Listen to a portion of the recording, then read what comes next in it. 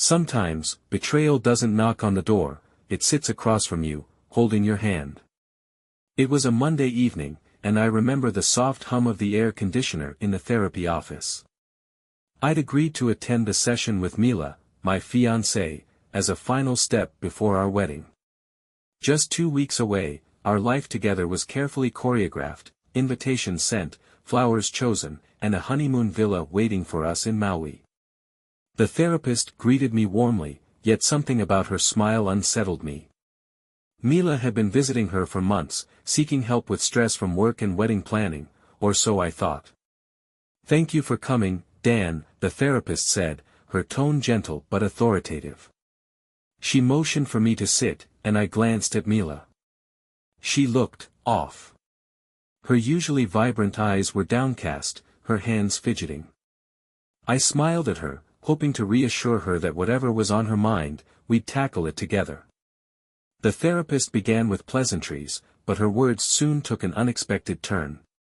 "Mila and I have been discussing some aspects of modern relationships," she started, her tone casual, almost conversational. "Given the world we live in now, the idea of a traditional marriage can sometimes feel confining." I felt my stomach drop, but I didn't react. Mila reached for my hand, squeezing it tightly, but she said nothing. My gut told me this was going somewhere I wasn't ready to follow. The therapist went on. "Mila values your relationship deeply, Dan. She loves you and sees a future with you. But she also wants to ensure this marriage allows space for individuality and exploration." "Exploration?" I repeated, my voice calm but strained. I couldn't tell if I was asking a question or just parroting the word back, trying to make sense of it. "Yes," Mila interjected, her voice small but deliberate. "I've been thinking, maybe we could try something unconventional. Something that keeps our connection strong but also lets us grow as individuals." My mind raced, her words floating in a haze. Then it clicked. Are you talking about an open marriage?" I asked, my tone betraying a growing incredulity. Mila looked relieved, as if my understanding validated her. "Yes," she said, her voice steadier now. "I've been exploring this idea with the therapist. I think it could help us both stay honest with each other, keep our relationship fresh." "And you think sleeping with other people is the way to do that?" I asked, my calm veneer cracking. The therapist leaned in. "Dan, it's important to view this not as a threat but as an opportunity. Mila loves you deeply, but embracing different dynamics can strengthen your bond." I felt like I was in a parallel universe. These words, these ideas, they didn't belong to the Mila I knew. This was the woman who insisted we'd grow old together, who called me her anchor, her safe place. I kept my voice measured.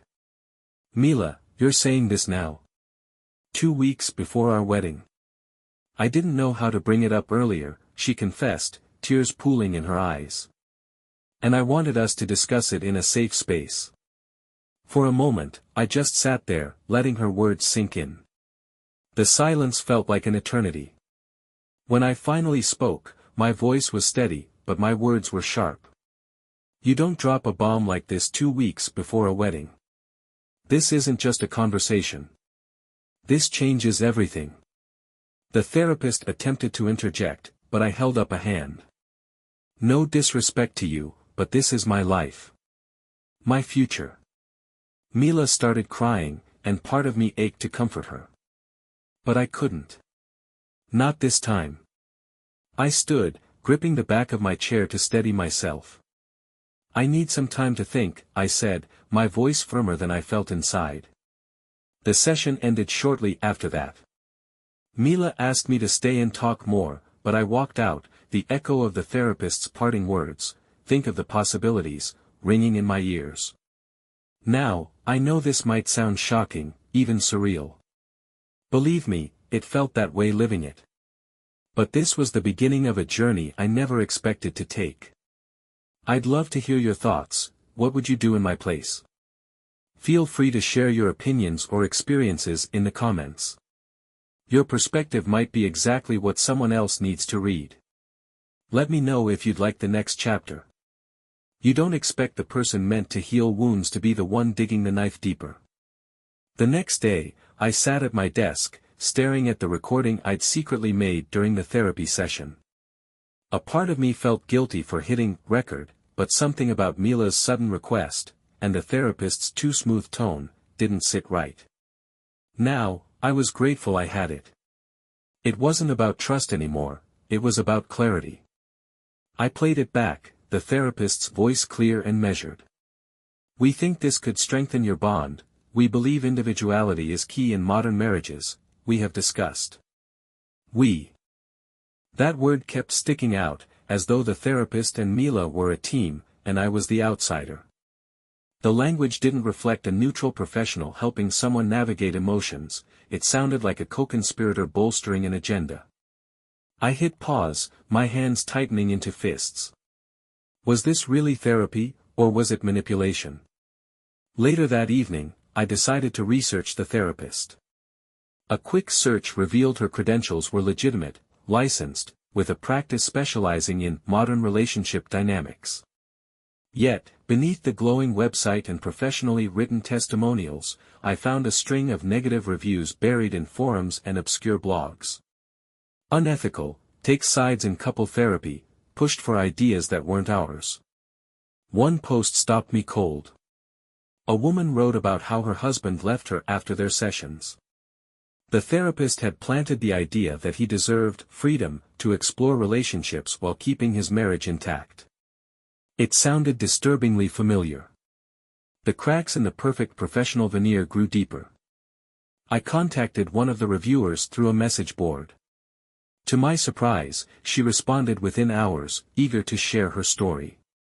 That therapist destroyed my marriage, the woman said during our call. My ex-husband swore she convinced him I'd be happier if we had an open marriage. I never wanted that. But she made him think I was holding him back. Her voice trembled. She said he deserved to explore himself, and I'd adjust. I tried to fight for us, but he was too far gone. I thanked her and ended the call, my stomach churning. Mila had been seeing this therapist for months. What ideas had been planted in her mind? The next day at work, I confided in a colleague, Mark. He wasn't just a friend, he had a legal background. I played part of the recording for him. He listened, leaning back in his chair, brows furrowed. "She's stepping out of bounds," he said when I stopped the playback.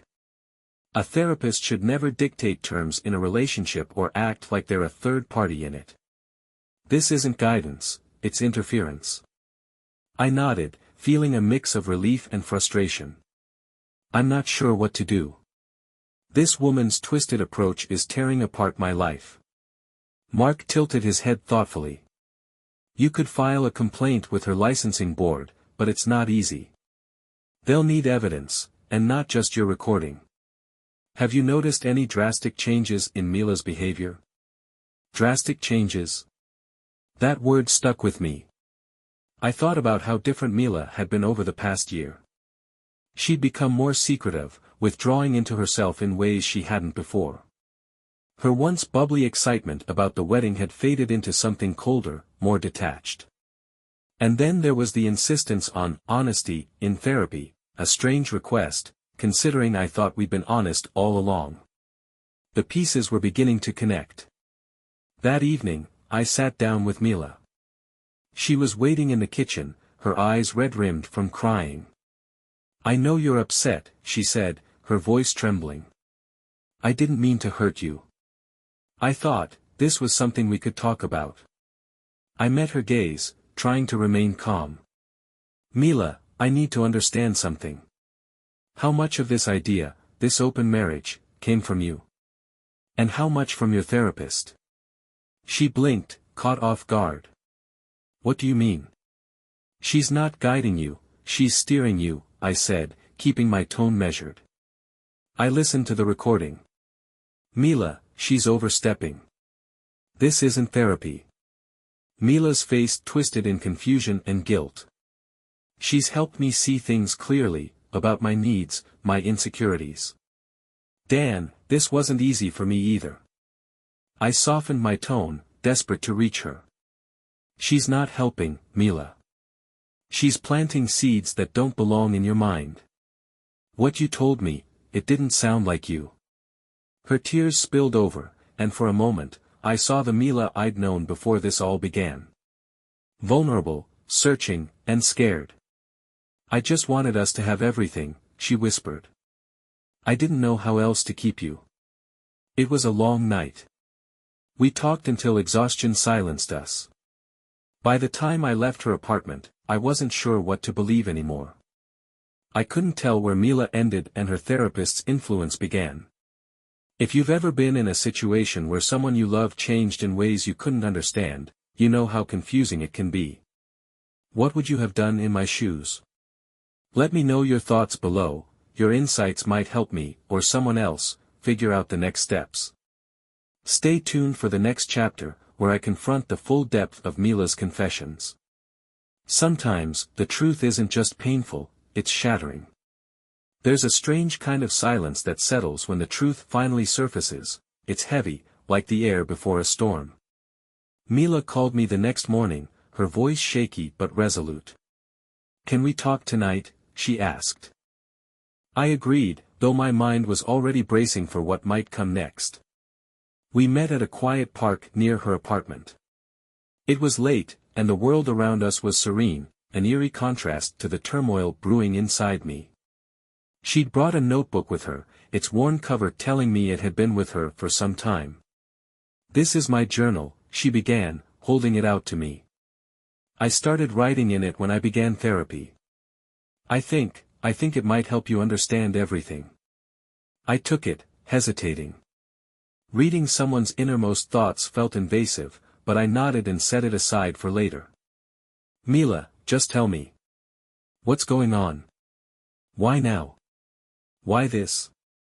Her eyes filled with tears, but she didn't look away.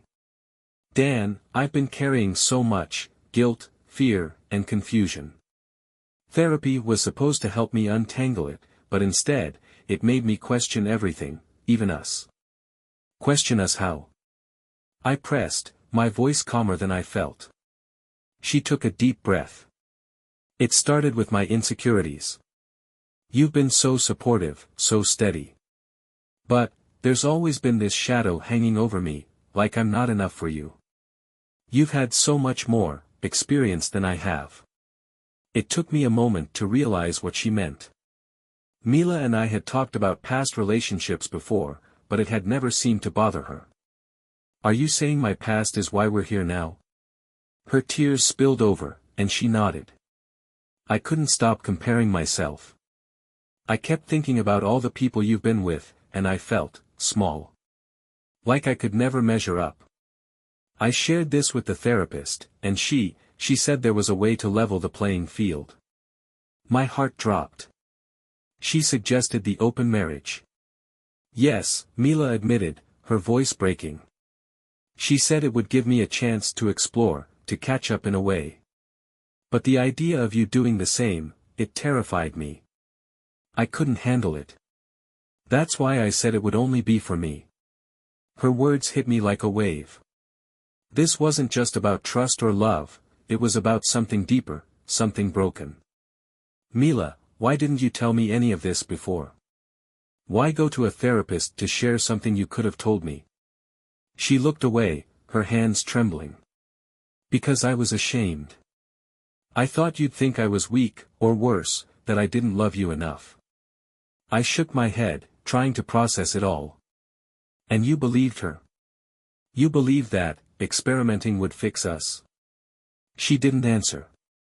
The silence between us grew heavy, stretching like a taut rope ready to snap.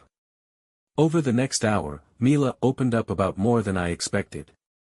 She told me about a miscarriage she'd had months earlier, something she'd kept from me out of fear I'd blame her or see her differently. Her words came in a flood, each one heavier than the last. I didn't want to tell you because I know how much you want a family, she said, her voice barely above a whisper. I felt like I'd failed you. I closed my eyes, overwhelmed by the depth of her pain and how much she'd hidden from me. The betrayal I'd felt before was now entangled with compassion, anger, and a desperate sadness. "You should have told me," I said finally. "Mila, I would never have blamed you. But you shut me out, and then you let someone else fill that space with," I stopped, unable to finish. Later that night, I sat at my desk, staring at the journal she'd given me. I hadn't opened it yet. Something about its presence felt wrong, like it was a stand-in for a conversation we should have had face to face. The entries inside could hold answers, but at what cost? Was it fair to dissect her private thoughts after everything she'd already shared? If you've ever been faced with knowing too much, or maybe even too little, you'll understand my hesitation. What would you do in my shoes? Would you open the journal or let it remain untouched? I'm genuinely curious to hear your take. Let me know in the comments below, it might help me figure out my next step. Stay tuned for the next chapter, where the weight of family involvement adds an unexpected twist to the story. Sometimes, the hardest part of a conflict isn't with your partner, it's with everyone else. Sometimes, the people you lean on the most are the ones who end up pulling you in opposite directions. When my parents invited me over for dinner, I knew something was up.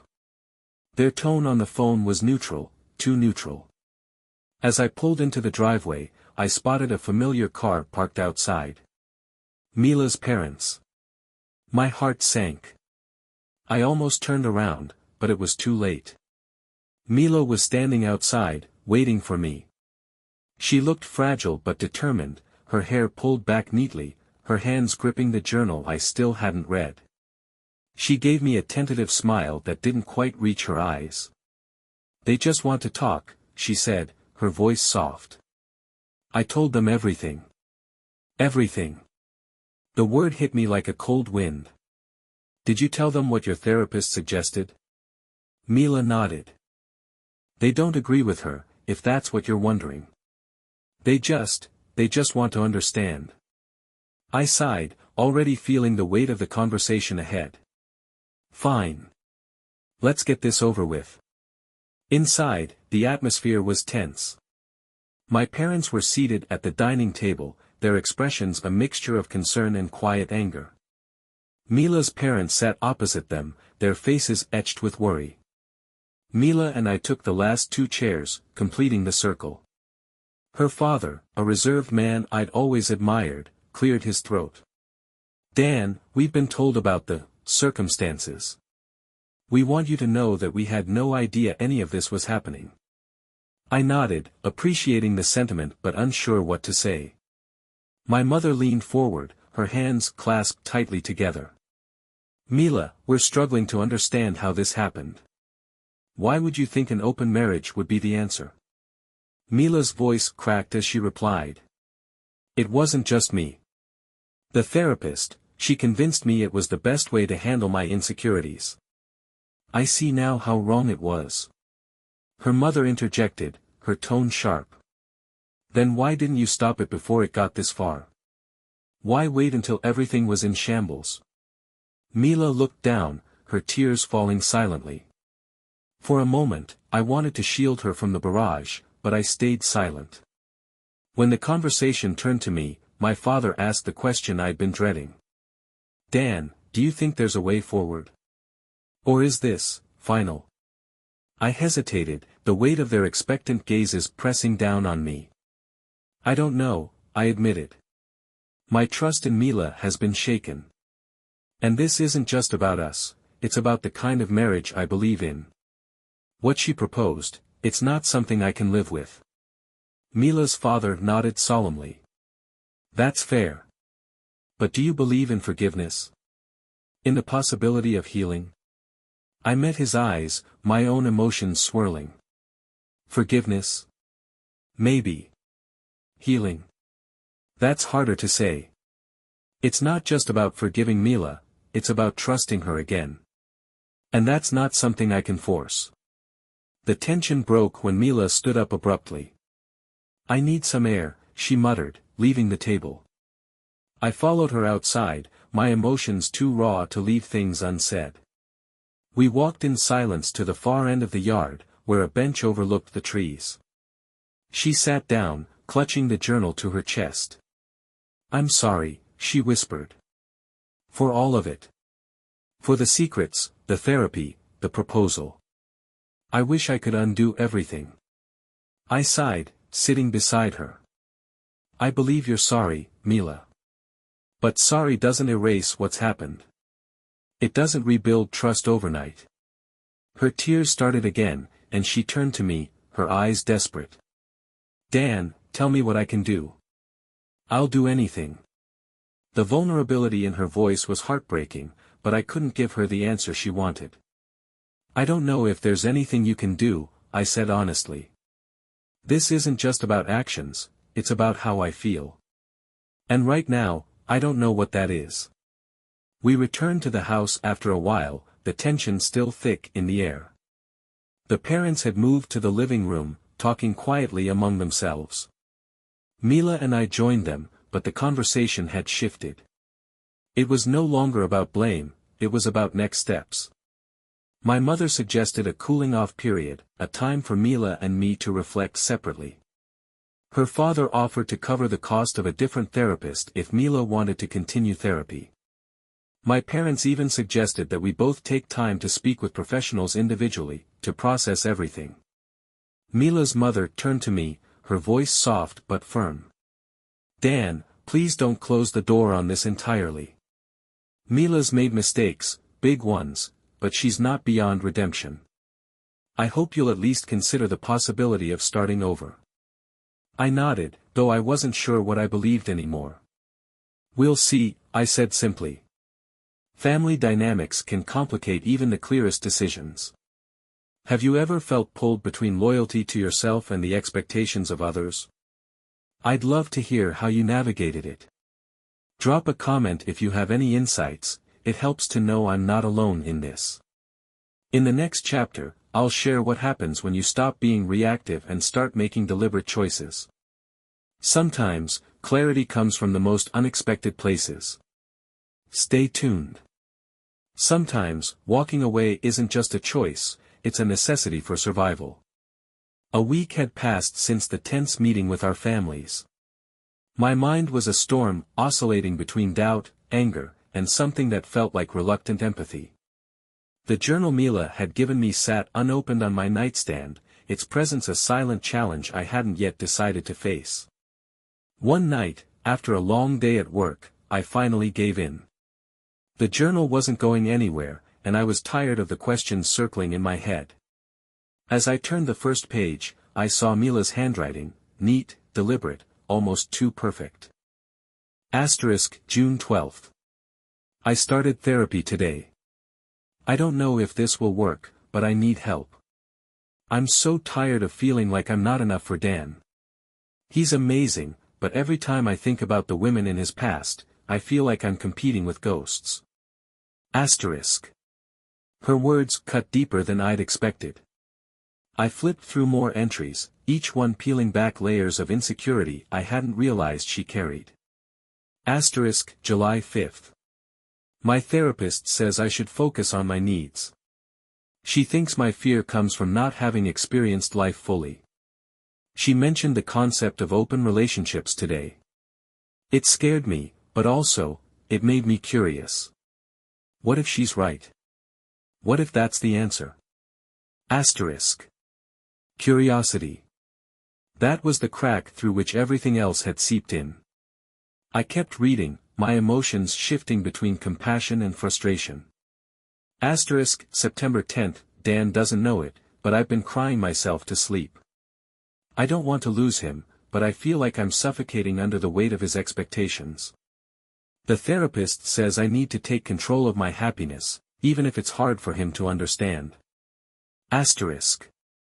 By the time I closed the journal, the clock read 2 a.m. I was exhausted but strangely lighter.